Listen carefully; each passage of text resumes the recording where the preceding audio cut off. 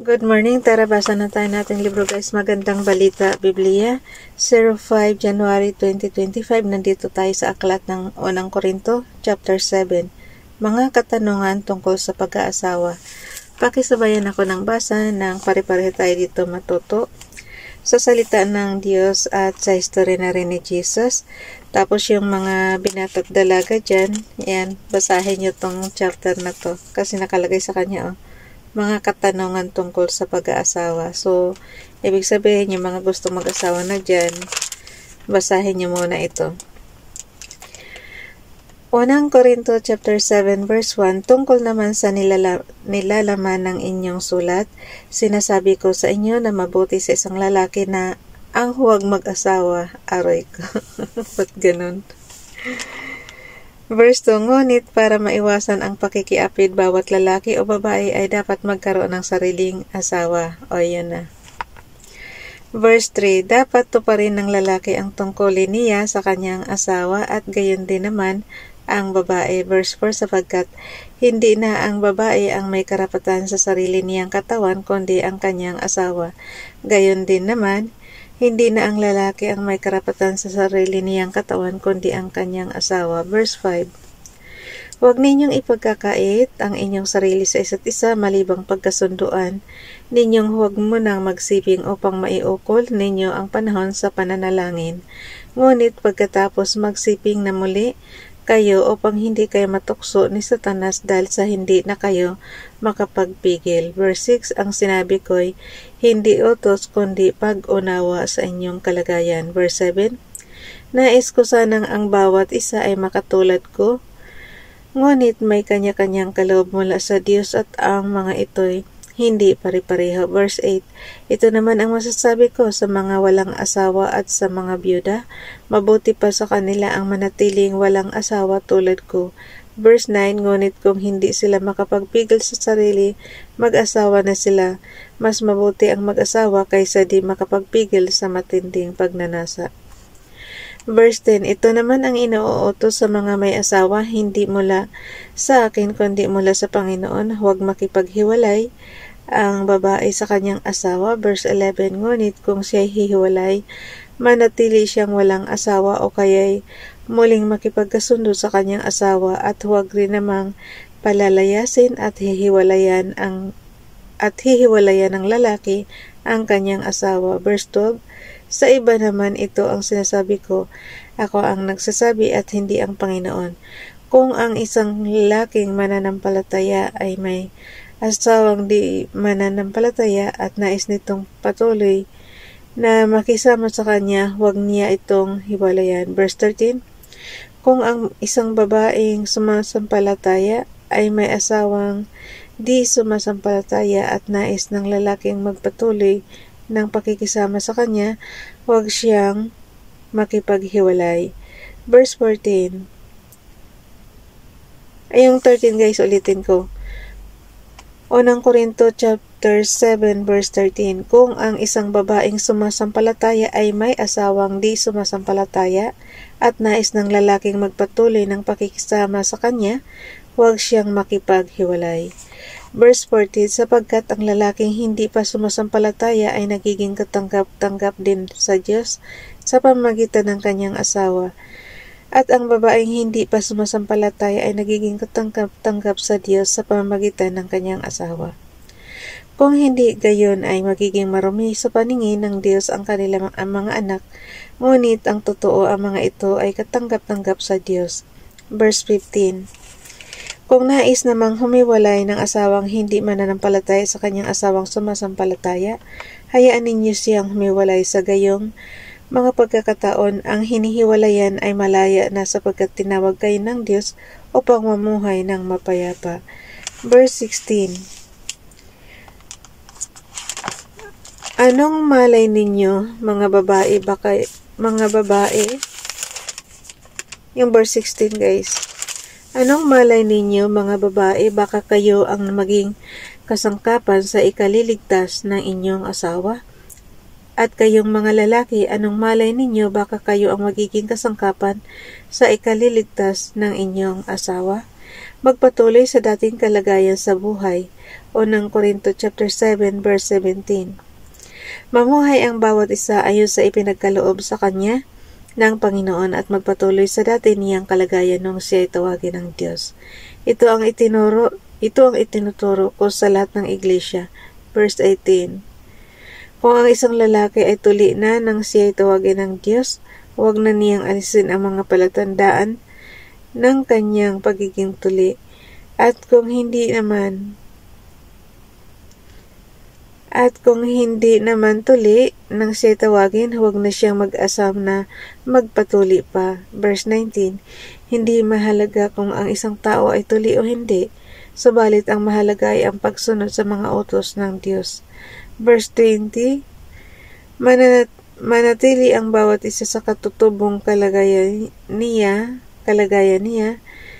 sa buhay ng isa siya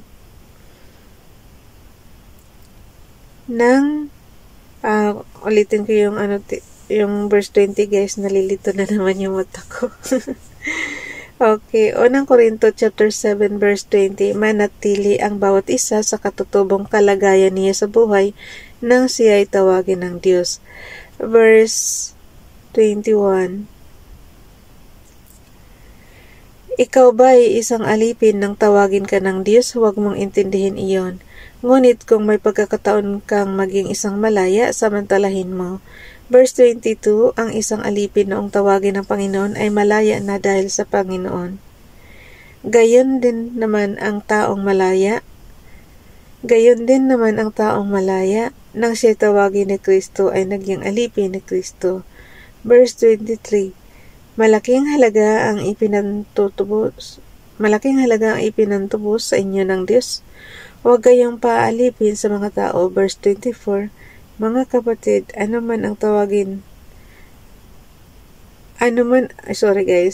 Verse 24, mga kapatid, anuman ang kalagayan ninyo sa buhay nang kayo tawagin, manatili kayo sa gayong pakikiisa sa Diyos.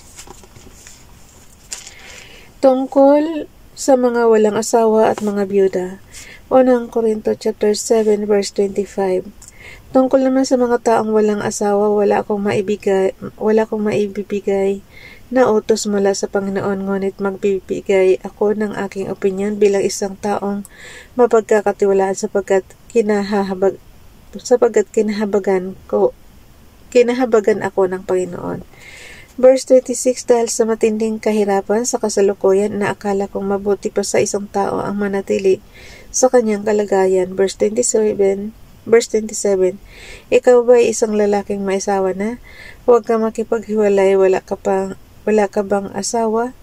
Huwag mo nang hangaring magkaasawa. Verse 28, ngunit kung ikaw ay mag-aasawa, hindi ka nagkakasala. Kung ang isang dalaga ay mag-asawa, hindi rin siya nagkakasala. Ngunit ang nag-aasawa ay magdaranas ng mga kahirapan sa buhay na ito, at iyan ang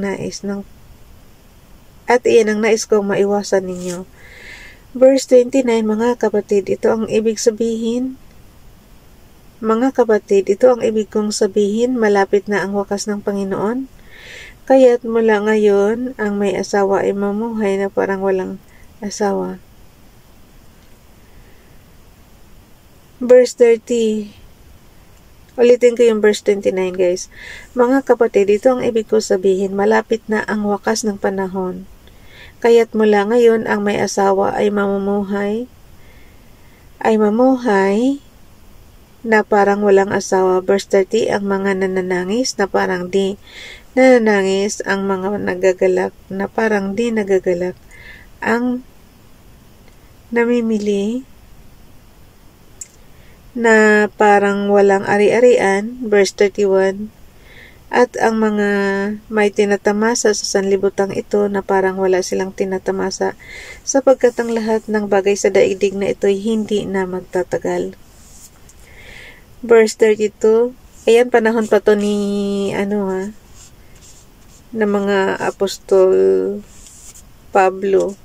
Pero ang ibig ko sabihin guys, malapit na raw yung sinabi niya rito, malapit na ang wakas ng panahon. So, ibig sabihin kaya, nung panahon nila, na kaya? nagwakas na kaya?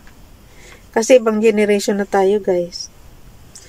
Okay, verse 32, unang Korinto. Tanong lang yun ha, kasi sa generation natin ngayon, lagi ko sinasabi, ito kasing nababasa natin is mga nakaraan na. So, ano yung tinutukoy na malapit na ang wakas ng panahon?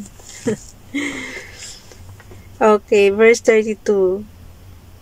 Nais kong mailayo kayo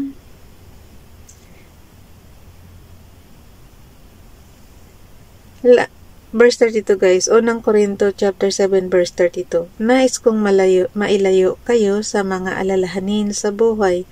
Ang pinagkakaabalahan ng lalaking walang asawa ay ang mga gawaing ukol sa Panginoon. Kung paano niya mabibigyan ng kaluguran ang Panginoon, verse 33.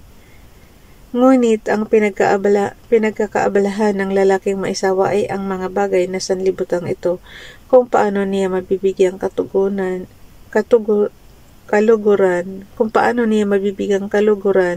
ang kanyang asawa. Ibig sabihin ng kaluguran, guys, kung paano niya mabibigyan ng happiness yung asawa niya. Okay, verse 34, dahil dito'y hati ang kanyang malasakit, gayon din naman ang pinagkakaabalahan ng isang babaeng walang asawa o ng isang dalaga ay ang mga bagay ukol sa Panginoon, sapagkat nais niyang maitalagang lubusan ang sarili para sa paglilingkod sa Panginoon. Subalit ang iniintindi ng babaeng may asawa ay ang mga bagay na sanlibutan ito, kung paano niya mabibigyan kaluguran ang kanyang asawa. Okay, nandito na tayo sa aklat ng unang Korinto chapter 7 verse 35. Sinasabi ko ito upang matulungan kayo, hindi ko kayo hinihigpitan. Ang nais ko'y maakay kayo sa maayos na pamumuhay at ang lubusan kayong paglingkod sa Panginoon. Verse 36, kung inakala ng isang lalaki na nagkakaroon siya ng pasidhing pagnanasa sa kanyang katipan, at dahil dito ay kailangan pakasal na sila. Ito ay hindi kasalanan. Verse 37, at kung ipinasya niyang huwag pakasalan ang kanyang kasintahan, at hindi naman siya napipilitan lamang at siya may lubusang magpagpigil sa sarili, mabuti ang magpasyang pakasalan ang kanyang kasintahan, ngunit mas mabuti ang hindi mag-asawa. Verse 39, ang babae ay nakatali sa kanyang asawa habang nabubuhay ito. Kapag namatay ang lalaki, ang babae ay malaya ng mag-asawa sa sinumang maibigan niya, ngunit dapat ay sa isa ring nananampalataya sa Panginoon. Unang Korinto chapter 7 verse 40.